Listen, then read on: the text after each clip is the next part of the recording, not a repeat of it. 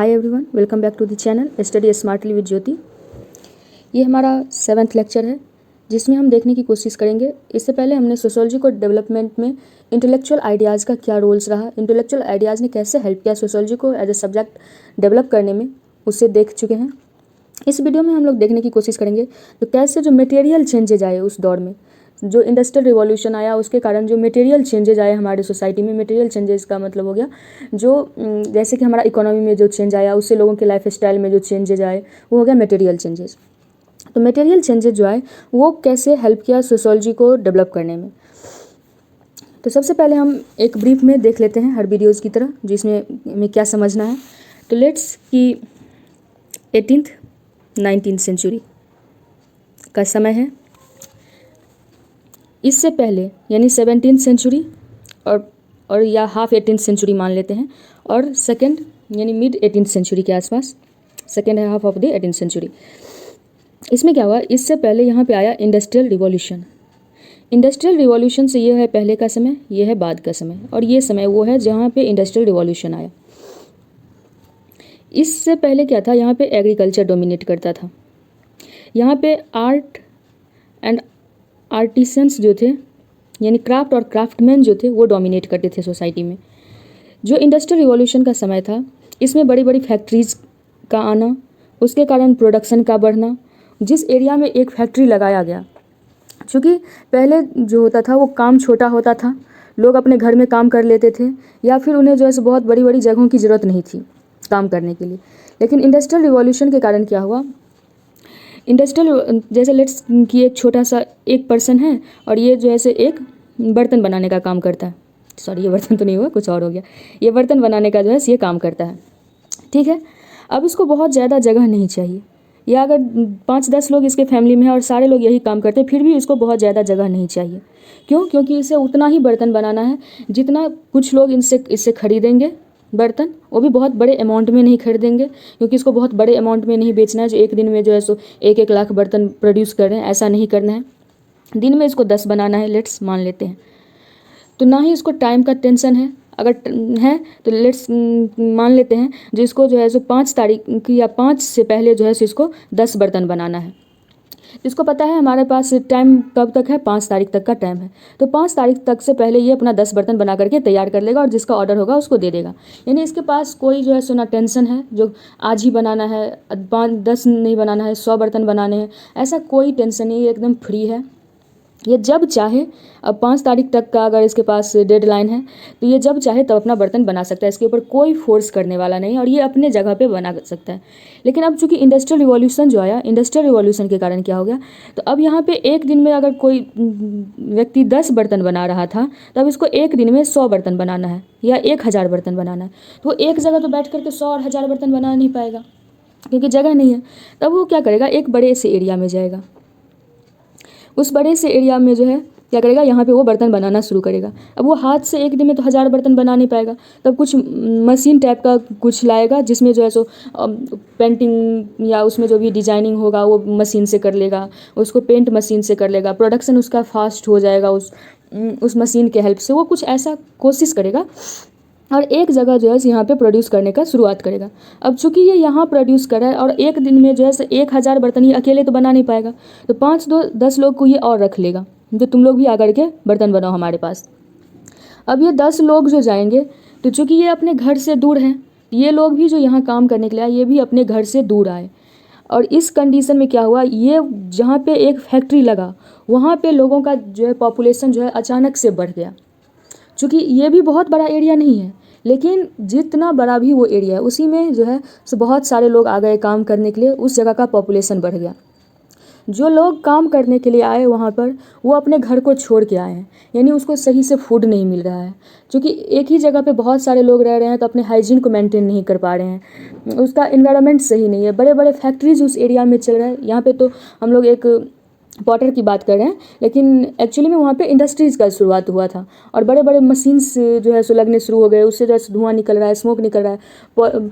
अभी तक जो है लोगों को हैबिट था एकदम प्योर एयर लेने का, लेकिन चूँकि बड़े बड़े मशीन से जो स्मोक्स निकल रहे हैं उसके कारण जो है हमारा एयर पॉल्यूशन हो रहा है, तो लोगों को उसमें दिक्कत हो रही है, बहुत सारे दिक्कत को लोगों को फेस करना पड़ा।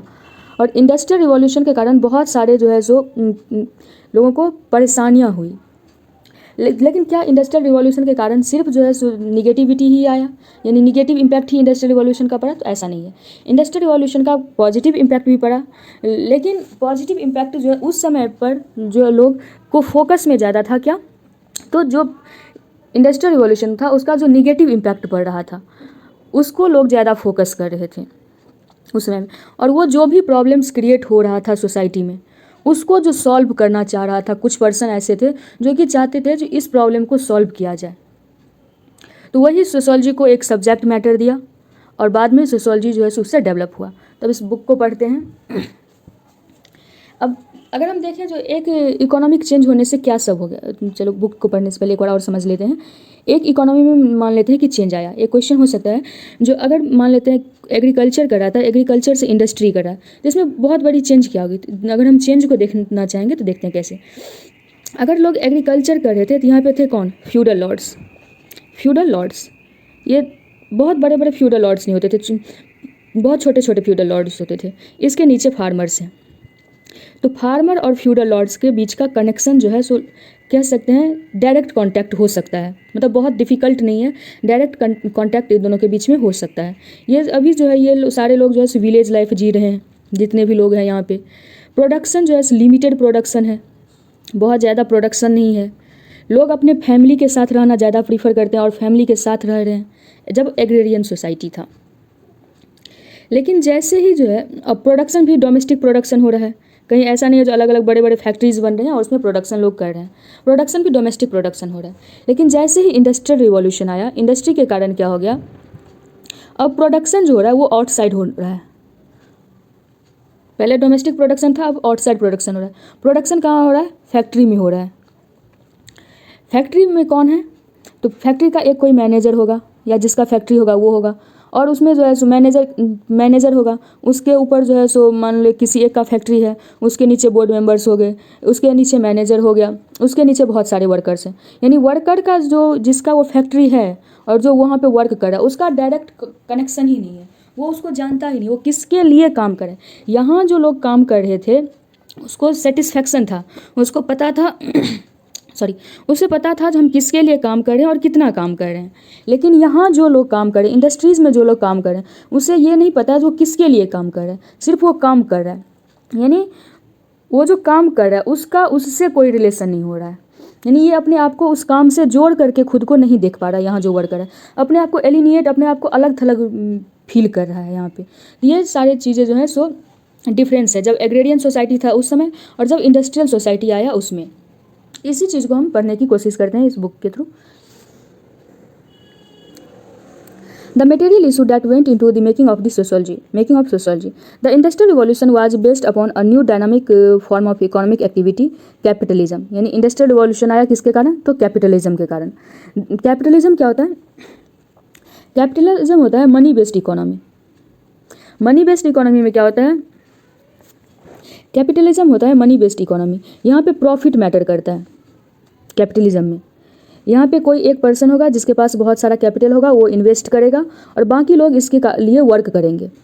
लेकिन इससे पहले का जो सोसाइटी था वो प्रॉफिट बेस्ड सोसाइटी नहीं था। प्रॉफिट वहाँ भी मैटर करता था, लोगों को प्रॉफिट होता था, वो उसका इनकम होता था। लेकिन यहाँ प्रॉफिट का जो अधिकतर पार्ट होगा वो जिसका वो फैक्ट्री है वो उसको जाएगा। जो वर्क कर रहा है वर्कर को उसका वेज लिमिटेड होगा, उसका वेज जो है बहुत कम होगा। और अगर प्रॉफिट कंपनी कितना भी प्रॉफिट बना रही है तो उसका प्रॉफिट का शेयरिंग जो है वर्कर्स के साथ नहीं होगा। लेकिन यहाँ पे अगर कैपिटलिज्म से पहले का जो समय था, एग्रेरियन सोसाइटी में जो समय था, अगर कोई आर्टिसंस कुछ बना रहा है तो उसका जो भी प्रॉफिट होगा वो डायरेक्ट जो व्यक्ति बना रहा है उससे उसको मिलता था या उसका होता था। तो देखते हैं this system of capitalism become the driving force behind the growth of the industrial manufacturing. यानी इंडस्ट्रियल मैन्युफैक्चरिंग के पीछे का जो ड्राइविंग फोर्स है वो क्या है? कैपिटलिज्म है। Capitalism involves new attitudes and institutions. Entrepreneurs now engaged into the sustained systematic pursuit of profit. यानी अब वो सिस्टमैटिक प्रॉफिट चाहता है, लगातार प्रॉफिट चाहता है, जो लंबे समय तक प्रॉफिट मिलते रहे वैसे सस्टेन्ड प्रॉफिट चाहता है जो एंटरप्रेन्योर्स हैं वो। The market acts as the instrument of providing of productive life, and goods service and labor became commodities whose use was determined by the rational calculations. यानी ये कैपिटलिज्म के बारे में यहाँ पे बताया गया है। कैपिटलिज्म के बारे में क्या बताया गया? सबसे पहले एक एंटरप्रेन्योर होगा जो कि इन्वेस्ट करेगा और उस इन्वेस्टमेंट से वो long term sustained systematic profit चाहता है। ठीक है, ये जो हमारा प्रॉफिट डिपेंड करता है वो मार्केट पे डिपेंडेंट होता है, मार्केट में किस चीज़ का डिमांड है। पहले जो है सो वो सारी चीज़ें बनती थी जिससे लोगों की आवश्यकता होती थी, लेकिन अब वो चीज़ें बनेंगी जिसका डिमांड है। अब मान लेते हैं जो एक दवाई है जो कि 5 रुपये मिलता है और इसको पुअर लोग जो है सो यूज करते हैं, और एक दवाई है जो 10 रुपये का मिलता है और इसको मैक्सिमम पॉपुलेशन डिमांड करती है। इसको सिर्फ जो है जो बहुत पुअर है वो डिमांड करता है, और ये वही सेम क्वालिटी का दवाई है, कंपोजिशन सेम है, ये वो दवा है जो कि मैक्सिमम लोग डिमांड करते हैं। तो क्या बड़ी कंपनियां जो होंगी, जो कैपिटलिस्ट होंगे, क्या वो इस दवाई को प्रोड्यूस करेंगे या इस दवाई को प्रोड्यूस करना प्रेफर करेंगे? तो वो 10 रुपये वाले दवाई को जो है सो प्रोड्यूस करना प्रेफर करेंगे। क्योंकि इनका मोटिव क्या है? प्रॉफिट। इसको इससे कोई लेना देना नहीं है। जो इसमें समाज, हमारा जो सोसाइटी है, इसमें पुअर भी एग्जिस्ट करता है और पुअर लोगों को जो है ये दवाई चाहिए। ये अपना प्रॉफिट देखेगा, जहाँ पे उसको मैक्सिमम प्रॉफिट होगा उसको ये लेने की कोशिश करेगा। जो गुड्स सर्विस और लेबर बिकेम, जो गुड्स का अर्थ होता है जिस वस्तु को हम प्रोड्यूस करते हैं उसको गुड्स बोलते हैं। सर्विस यानी उस कोई भी वस्तु, जैसे कि एक मान के चलते हैं एक फैक्ट्री है, इसमें बहुत सारे लेबरर्स हैं। ठीक है, ये सब लेबरर्स जो हैं ये सर्विस प्रोवाइड करते हैं। ठीक है, इस फैक्ट्री में, और ये बनाते क्या हैं? ये एक डब्बा बनाते हैं। ये डब्बा जो हो गया ये हो गया गुड्स, यानी जिस चीज़ को प्रोड्यूस कर रहे हैं वो गुड्स हो गया, और जो प्रोड्यूस कर रहा है वो अपना सर्विस दे रहा है। इस सारे को कमोडिटी बना दिया गया। यानी अभी तक जो है ये सर्विस अगर कोई काम करता था तो ये इसको बिलोंग करता था, लेकिन अब जो ये सारे व्यक्ति जो इस फैक्ट्री के अंदर काम कर रहे हैं वो ये सोच करके काम नहीं कर रहे हैं जहाँ ये डब्बा मेरा होगा या हम इसे बेच सकते हैं। अब वो सिर्फ एक कमोडिटी है, उसको सिर्फ इससे मतलब है जो हमें 1000 डब्बा बनाना है और बदले में हमें 500 रुपया लेना है। उसको इस चीज़ से बिल्कुल मतलब नहीं है जो ये डिब्बा कहाँ जाएगा, किसके लिए बन रहा है, क्यों बन रहा है। इससे उस व्यक्ति को, जो सर्विस प्रोवाइडर है, उसको कोई लेना देना नहीं होता है। यानी उसको कमोडोटाइज कर दिया गया, कमोडिटी के रूप में देखा जाने लगा। The new economy was completely different from what is replaced, यानी जो न्यू इकोनॉमी है जिसको रिप्लेस किया उससे कम्प्लीटली डिफरेंट है। England was the centre of the industrial revolution. In order to understand how far-reaching the changing industrialization brought about was, we take a quick look at what life is pre-industrial England was like, यानी pre industrial England जो था वो कैसा था उसको एक glimpse देख लेते हैं। Before industrialisation agriculture and textile were the chief occupation of the British. Most people lived in village, like in our own Indian village. There were peasants and landlords, the blacksmith and leather workers, the weavers and the potter, the shepherd and the brewer. Society was small. It was hierarchical. That is, the status and the class positions of different people were clearly defined. Like all traditional societies, it was also characterized by close interactions. With industrialization, each of these features changed. इसमें यही बताने की कोशिश की गई, जिस तरीके से हमारा सोसाइटी है वैसे ही वहाँ भी सोसाइटी था इंग्लैंड में 18th-19th सेंचुरी में। बिफोर इंडस्ट्रियलाइजेशन वैसे ही सोसाइटी थे। लोगों का सब्सिस्टेंस जो है वो मोस्टली एग्रीकल्चर और टेक्सटाइल पे बेस्ड था। डिफरेंट ऑक्यूपेशंस लोग करते थे, क्लोजली एक दूसरे को लोग जानते थे, क्लोज इंटरेक्शन था। लेकिन जैसे ही इंडस्ट्रियलाइजेशन आया ये सारी सिचुएशन जो है वो चेंज हो गई।